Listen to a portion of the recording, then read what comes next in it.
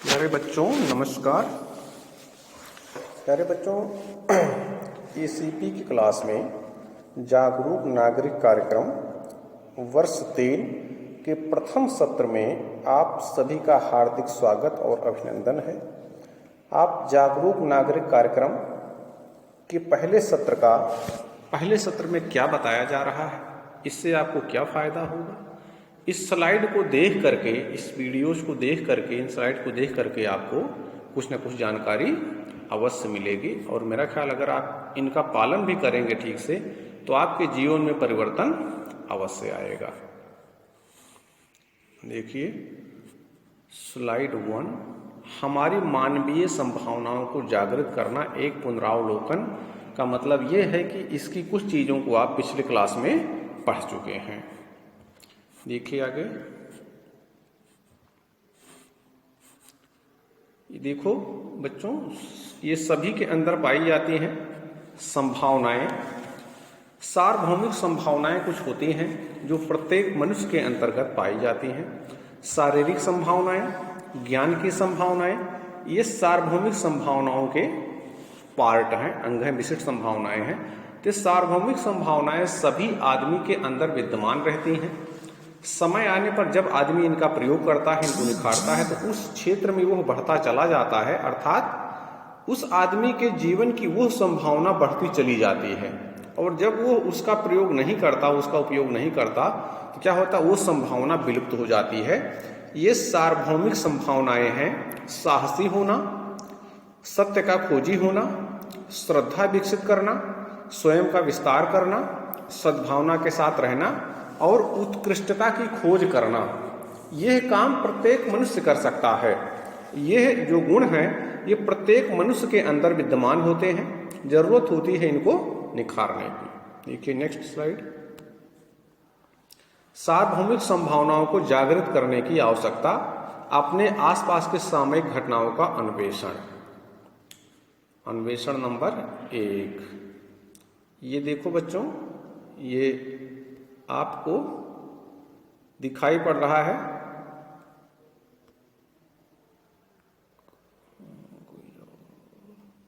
सोमवार की सुबह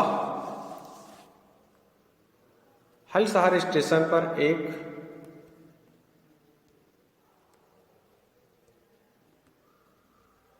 एक 39 साल कर्मचारी अपने दोनों पैर के कट जाने से असहाय रेलवे की पटरी पर पड़ा रहा। सैकड़ों जीआरपी व आरपीएफ के कर्मचारी व यात्री देखते रहे, लेकिन किसी ने भी उसकी सहायता के लिए कुछ नहीं किया। 20 मिनट बाद दूसरी ट्रेन ने आकर उसे कुचल डाला व उसकी मृत्यु हो गई। बड़ा दुख हो रहा होगा इसको पढ़ करके या सुन करके आपको, कि ये सत्य घटना है। इस घटना में क्या होता, देखो एक आदमी होता है जिसका पैर कट जाता है, वो अपने आप पटरी से हट नहीं सकता। लोग उसको देख रहे हैं लेकिन उसको हटाने का प्रयास कोई नहीं कर रहा है। क्यों नहीं कर रहा है? क्योंकि लोग उसी के अंदर ये साहस नहीं हो रहा है, एक तो ये, या उसके प्रति सहानुभूति नहीं हो रही किसी की, और वो उसको छोड़ देते हैं, ऐसे छोड़ देते हैं। ऐसे में क्या हुआ, दर्शकों में किन संभावनाओं को जागृत करने की आवश्यकता थी, आगे देखो अगली स्लाइड में आपको पता चलेगा। स्वयं के विस्तार, इसमें क्या होता है, जो लोग थे वहां पर उन्होंने अपने गुणों का विस्तार नहीं किया, अपने आप का विस्तार नहीं किया, उन्होंने अपने को बहुत सीमित कर लिया। कल्पना करो कि इसी अवस्था में अगर आपके घर का कोई आदमी होता, आपका कोई परिचित होता, तो आप दौड़ करके उसको उठाते, या कोई भी आदमी, जो भी लोग वहां खड़े थे, अगर कोई उनका परिचित होता तो उसको दौड़ करके उठा लेते। लेकिन उन्होंने उसको अपरिचित मान लिया, अर्थात स्वयं से कटा हुआ मान लिया। उन्होंने मान लिया कि गैर है, इसका हमसे कोई मतलब नहीं है, अर्थात अपने स्वयं का विस्तार नहीं किया। तो जब भी हम अपने स्व का विस्तार करते हैं, एक जागरूक नागरिक के लिए यह बहुत जरूरी है कि वो अपने स्व का विस्तार करे। अगर वो अपने स्व का विस्तार नहीं करेगा तो बहुत सीमित रह जाएगा, और जिस तरह आदमी सोचता है उसी तरह से उसका जीवन बनता है। क्योंकि जब आप स्व माने अपने स्वयं का विस्तार करेंगे, सबको अपना मानेंगे, तभी लोग आपको भी अपना मानेंगे। अगर आप यह सोचें कि आपको सब लोग अपना माने और आप किसी को अपना न मानो, तो ऐसा व्यवहारिक जीवन में कभी भी संभव नहीं है।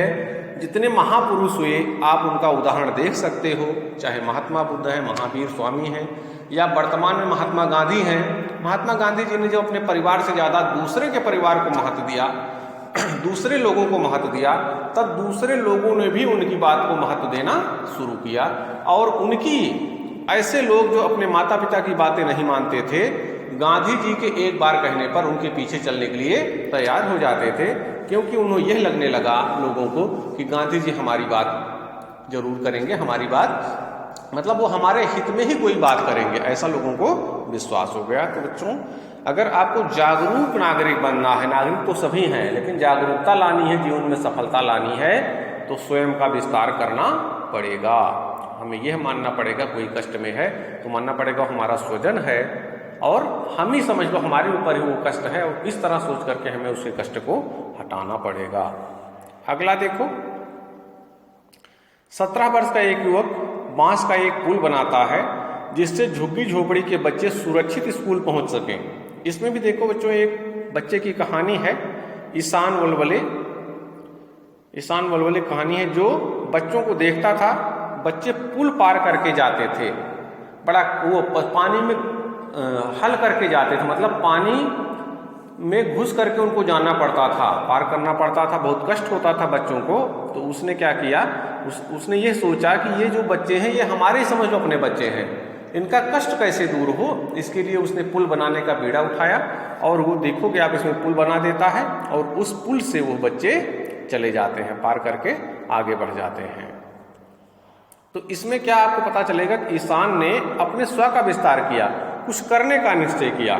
तो जो जागरूक नागरिक होता है वो कुछ न कुछ करने का निर्णय अवश्य करता है। अन्वेषण 2,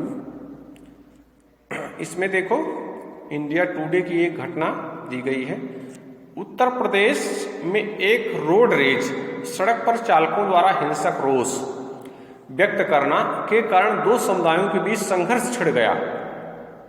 सहारनपुर जिले की एक छोटी सी रोड रेज, सड़क पर चालकों द्वारा हिंसक रोष व्यक्त करना की घटना सांप्रदायिक संघर्ष के रूप में भड़क उठी। सारी परेशानी तब शुरू हुई जब कार चलाते हुए एक समुदाय के एक युवक द्वारा मोटर बाइक चलाते हुए दूसरे समुदाय के एक अन्य युवक को चोट लग गई। दोनों ने गाली गलौज करके लड़ना शुरू कर दिया। जल्दी ही दोनों समुदायों के लोग आ गए तथा दो लोगों का झगड़ा दो समुदायों के झगड़े में बदल गया। वे सबके सब देवबंद से थे, वह एक दूसरे को अच्छी तरह जानते थे। अब देखो यहाँ पर दो परिचित लोग जो एक दूसरे को जानते थे, लेकिन वो आपस में लड़ गए। इन दो समुदायों के बीच एक छोटे से झगड़े ने इतना बड़ा रूप क्यों ले लिया? इसमें शामिल लोगों में किन संभावनाओं के जागृत होने की आवश्यकता है? तो दो समुदाय के बीच छोटे झगड़े ने बड़ा रूप क्यों लिया? क्योंकि दोनों समुदाय के लोगों ने सिर्फ समुदाय को देखा, यह नहीं देखा कि गलती किसकी है। उन्होंने क्या सोचा, ये हमारे समुदाय का है इसलिए इसकी गलती नहीं, हमें इसका साथ देना है। दूसरे समुदाय के लोगों ने अपने समुदाय के बच्चे को देखा और ये सोचा कि इसकी गलती नहीं है, ये उसका साथ देने के लिए तैयार हो गए। रिजल्ट ये आया कि दोनों लोग जो बड़े लोग थे वो सब आपस में लड़ने लगे। आगे देखो, इसमें क्या करना था, कौन सी संभावना जागृत करनी थी? सद्भावना के साथ रहना। तो ये दोनों समुदाय के लोग अगर यह सोचते कि हमें एक साथ में रहना है, लड़ाई नहीं करनी है, तो जिन बच्चों की गलती थी उनको समझा बुझा करके थोड़ा सा पनिशमेंट दे करके हटा सकते थे और एक बड़े विवाद को रोक सकते थे। लेकिन उन्होंने सद्भावना जागृत नहीं की, जिसके कारण से सांप्रदायिक दंगा फैल गया। अगला देखो, सद्भावना के साथ रहने के सकारात्मक उदाहरण। इसमें देखो आप, जम्मू कश्मीर के इस माता खीर भवानी मेले के आयोजन में मुस्लिम हिंदुओं की सहायता करने हैं। ये जम्मू कश्मीर में एक मेला लगता है खीर भवानी, यहाँ पर जितनी व्यवस्था होती है सब मुस्लिम समुदाय के लोग करते हैं। अर्थात हिंदू और मुस्लिम समुदाय के लोग, दोनों संप्रदाय के लोग एक साथ रह सकते हैं, बशर्ते वो सद्भावना के साथ रहने का निर्णय लें। तो एक जागरूक नागरिक को हमेशा सद्भावना के साथ रहने का प्रयत्न करना चाहिए। आगे देखो अन्वेषण 3, टाइम्स ऑफ इंडिया, लोगों का चमत्कारी डॉक्टर का शिकार होना। स्वयं को साइंटिस्ट कहलाने वाला चमत्कारी डॉक्टर धोखाधड़ी व जालसाजी के आरोप में गिरफ्तार किया गया। क्या करता है डॉक्टर? देखो, 120 लोग उसके इस दावे के शिकार हुए कि बॉडी रिवाइवल नामक दवा कैंसर सहित सभी रोगों का इलाज कर सकती है। इस दवा का टीवी चैनलों पर भी विज्ञापन दिया गया। किस प्रकार लोग और अधिक सतर्क रह सकते हैं व इन अफवाहों का शिकार होने से बच सकते हैं, यहाँ उनके द्वारा किन संभावनाओं को जागृत किया जा सकता है? ऐसे में कौन सी संभावनाओं जागृत कर सकते हैं कि शिकार होने से बच जाएं? सत्य की खोज। जो डॉक्टर कह रहे थे कि यह दवा इतना फायदा करती है, उसको मानना था, लेकिन आंख मूंद करके नहीं मानना था। तो जो एक जागरूक नागरिक होता है वो अंधविश्वासी नहीं होता, विश्वास तो करता है लेकिन अंधविश्वास नहीं करता। अर्थात अगर वो किसी चीज को ऐसा देखता है तो उसके प्रति तुरंत ऐसी भावना नहीं रहती गलत कर रहा है, वो पहले उसको समझता है, सत्य क्या है उसकी खोज करता है, और जब उसको यह पता चल जाता कि गलत है तब वो उसका फिर खंडन, शालीनता के साथ उसका खंडन कर देता है। फिर भी अगर वो आदमी नहीं मानता तो उसका दायित्व है कि पुलिस को सूचित करके उस आदमी को गिरफ्तार करवा दे। अगला देखो अन्वेषण 3, ये सत्य की खोज करने का एक उदाहरण है। 24 साल की युवती की वजह से इंफॉर्मेशन टेक्नोलॉजी के कानून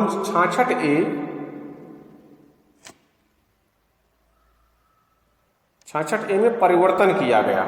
एक ये युवती की कहानी है जो सत्य की खोज करती है, इंफॉर्मेशन टेक्नोलॉजी वाली।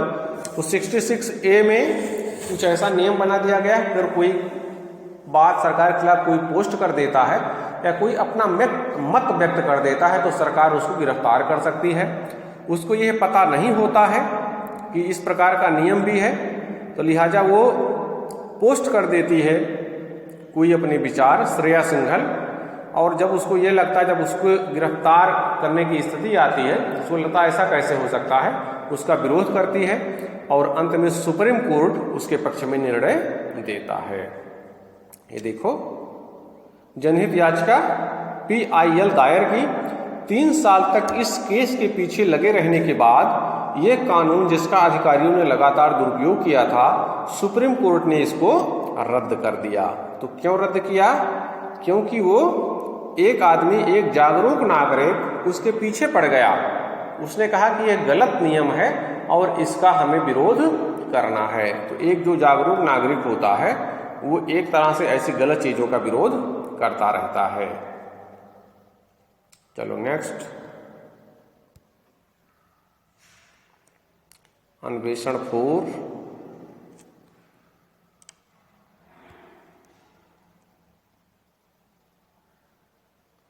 मुंबई में प्रतिवर्ष काला घोड़ा समारोह 6 दिन तक मनाया जाता है। 2016 में ऐसा हुआ कि पहले दिन यहाँ क्या हुआ होगा, ये दिखाई पड़ रहा, पेंटिंग लगी है, और अंतिम दिन देखो सब बिखरा पड़ा हुआ है। ऐसा क्यों हुआ अभी देखो, पता चलेगा आपको। ये देखो, मुंबई में प्रतिवर्ष काला घोड़ा समारोह 6 से 7 दिन तक मनाया जाता है। 2016 में ऐसा हुआ। एक कलाकार ने समारोह में अपनी कलाकृति को प्रदर्शित किया था। फिर क्या होता है,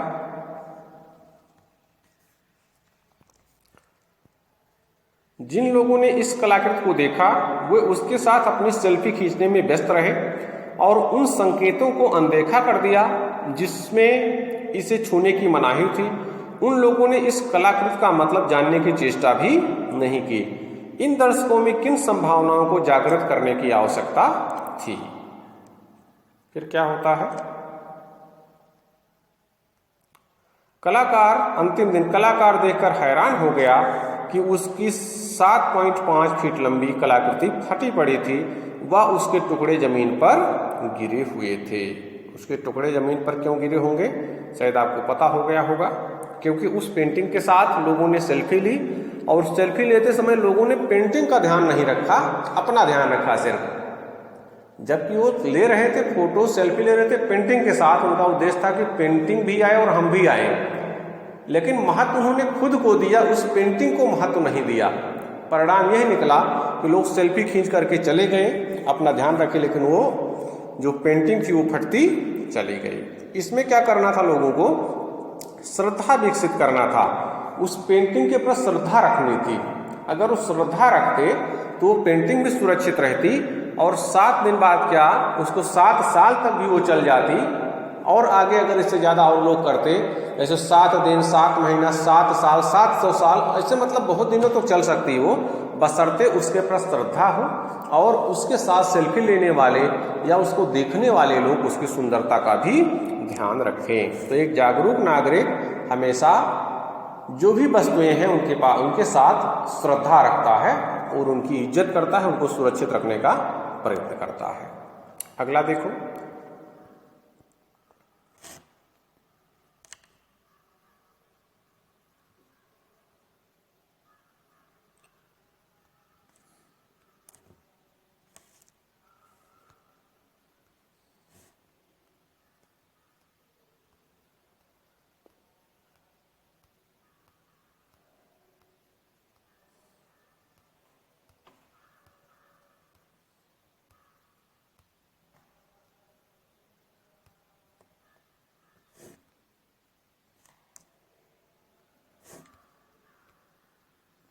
ये शहर में इधर उधर फेंके हुए झंडों का परिमार्जन, निपटारा, डिस्पोज। हर साल गणतंत्र दिवस व स्वतंत्रता दिवस के अवसर पर लोगों द्वारा अंधाधुंध फेंके गए इन झंडों को शिव कुमार होसमानी व मंगेश फड़ाली इकट्ठा करने निकल पड़ते हैं। उचित नियम से राष्ट्रीय ध्वज का परिमार्जन, निपटारा करते हैं। मतलब उसको कहीं जिस प्रकार से उसको समापन किया जाता है झंडे का, उस प्रकार से वो काम करते हैं। अन्वेषण 5,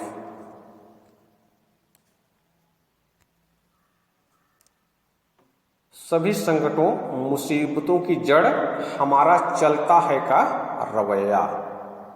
हम लोग क्या अपने भारत में ज़्यादातर ये चलता है कि हम लोग चलता है का रवैया अपना लेते हैं और ये चलता है का रवैया कभी कभी हमारे लिए बहुत ही घातक हो जाता है। कभी कभी क्या ज़्यादातर घातक ही होता है, फायदा तो बहुत ही कम ही करता है। देखो, एडिनबर्ग के ड्यूक ने बकिंघम पैलेस की दीवारों पर जब एक लटकता हुआ तार देखा तब उन्होंने जानना चाहा था क्या यहाँ बिजली का काम किसी भारतीय ने किया था। उसकी इस पूछताछ से ब्रिटेन के भारतीयों में तहलका मच गया। इस कारण नहीं कि ड्यूक ने ऐसा पूछकर अपमान किया था, बल्कि उन्होंने कई भारतीयों में समान रूप में पाई जाने वाले इस लक्षण का मूल्यांकन किया था, वह है चलता है का रवैया। देखो, इस उदाहरण से आपको पता चल रहा होगा कि विदेश में हमारी छवि कैसी है। चलता है का रवैया हमारे पूरे देश के लोगों पर प्रश्न चिन्ह खड़ा करता है, क्योंकि ड्यूक ने कहा कि मतलब ये तार लटका है, काम हुआ है, लेकिन ठीक से काम नहीं हुआ है। इसका मतलब कि जो भी कारीगर उस काम को कर रहा था उसने उसको ठीक से नहीं किया और छोड़ दिया। इसका मतलब ये था कि वहाँ हो सकता है कुछ भारतीयों ने ऐसा काम किया हो, जिस कारण से उनको ये पूछना ही पड़ गया कि क्या यह काम किसी भारतीय ने किया है। इसका मतलब कि हम भारतीय लोगों के प्रति चलता है का रवैया एक तरह से बैठ गया है, हमारी छवि बन गई है कि हम लोग किसी काम को अच्छे तरीके से करने का प्रयास नहीं करते या पूरा करके नहीं छोड़ते। एक जागरूक नागरिक के रूप में हमारा काम है कि हम जो भी काम करें उसको इस तरह से करें कि उसमें फिर कोई मीन मेख ना निकाल पाए, कोई कमी ना निकाल पाए। व्यवस्थित करें और कोई अगर उसको देखे उस काम को तो लगे अरे वाह, इस काम को किसने किया है।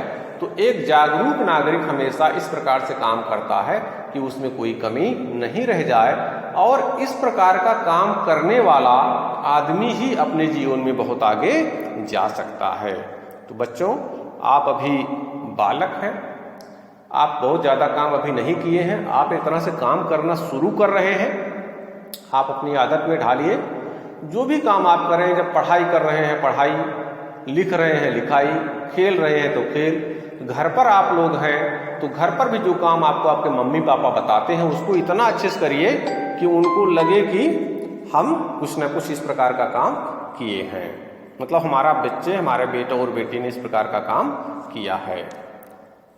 अब देखो, लोगों को यह देखकर बहुत आश्चर्य हुआ कि भारत में एक जापानी पर्यटक ने केवल सुंदर लैंप की फोटो नहीं लिया, बल्कि उसके सर बात करते हैं भी आपसे थोड़ी देर बाद।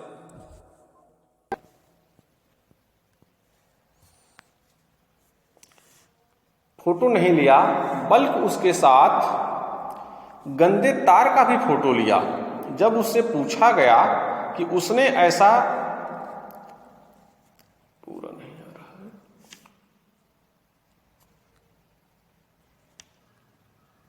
उसने ऐसा क्यों किया, उसने कहा तार भी तो लैंप का ही भाग है। अब देखो, जैसे उसको पता नहीं था तो पूरा समझ गया। इस घटना पर टिप्पणी करते हुए एक भारतीय डिजाइन स्कूल के निर्देशक डायरेक्टर ने कहा कि एक टेबल के टूटे हुए पैर की मरम्मत करने जैसे आसान काम के लिए कोई कारीगर ढूंढना कितना मुश्किल है, हम कल्पना भी नहीं कर सकते। और फिर बिना किसी मुसीबत या दुर्घटना के व्यवहारिक व सुंदरता दोनों ही दृष्टि से सही काम की अपेक्षा करना हो असंभव सा है, जैसे चांद को ही नाग लेना।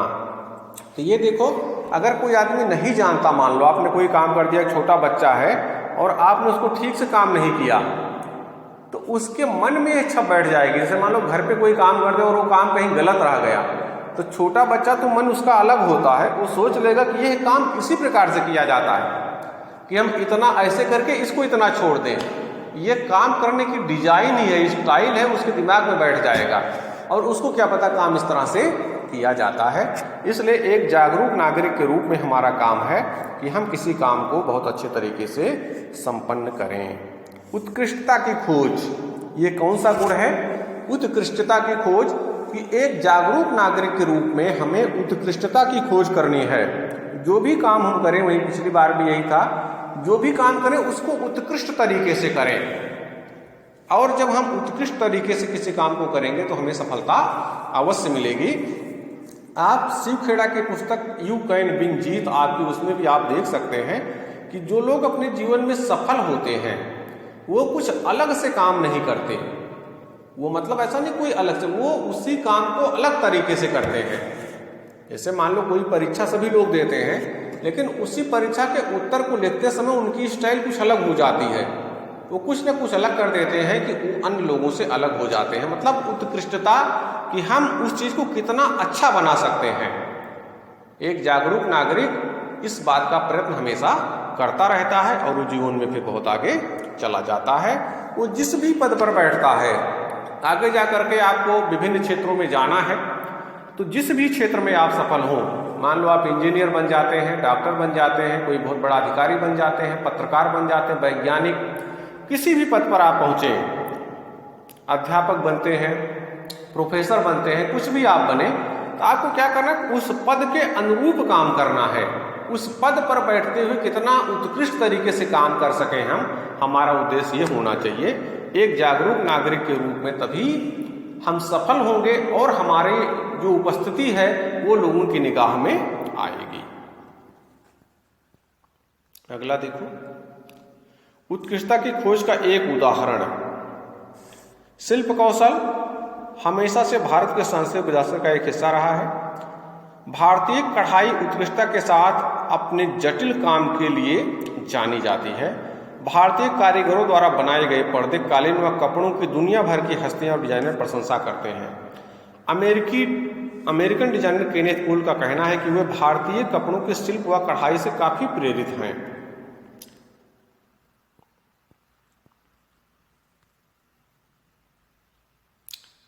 हजारों वर्षों से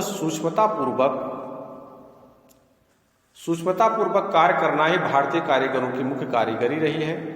यहाँ कई चमत्कार के सृजन की ओर अग्रसर हुआ। उसके लिए महरौली दिल्ली में लौह स्तंभ धातु काम में भारतीय कारीगरों की उत्कृष्टता का एक अच्छा उदाहरण है।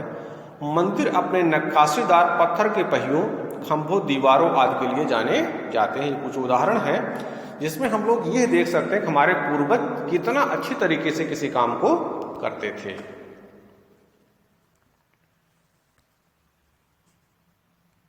क्वेश्चन 6, इसमें देखो क्या दिया है। जब कोई मुद्दा उठता है जब भी कोई मुद्दा उठता है सोनहल्ली के लोग इसके विरोध में आवाज़ उठाकर चुप रहते हैं। उन्होंने सरकार या न्याय के विरोध में कोई आवाज़ उठाई हो इसका कोई भी इतिहास नहीं है। गांव के एक किसान भी अशोक का कहना है कि हमें विरोध क्यों करना चाहिए। औपनिवेशिक काल से ही हमने अधिकारियों की बात मानी है और इसी विनम्र शांत आज्ञाकारी व्यवहार से हमें लाभ हुआ है। दूसरा, जब भी कोई मुद्दा उठता है तो गेजलेगरे के सभी ग्रामीण मिलकर विरोध करते हैं। उदाहरण के लिए जब उन्होंने पानी की समस्या का सामना किया तब लगभग 700 से अधिक लोग मिलकर सामने आए, पुरुष व महिला, 15 साल से कम के बच्चे, बूढ़े व जवान। सबसे महत्वपूर्ण बात तो यह है कि उनके विरोध करने में हिंसा का समावेश नहीं रहता है। आगे देखो होता क्या है फिर, ये देखो। गेजलगेरे के ग्रामीणों ने उनके साहसी होने की संभावना को विस्तृत किया। यह उन्हें अपने अधिकार के लिए साहसिकतापूर्वक व अहिंसा के साथ संघर्ष करने के लिए सक्षम बनाता है।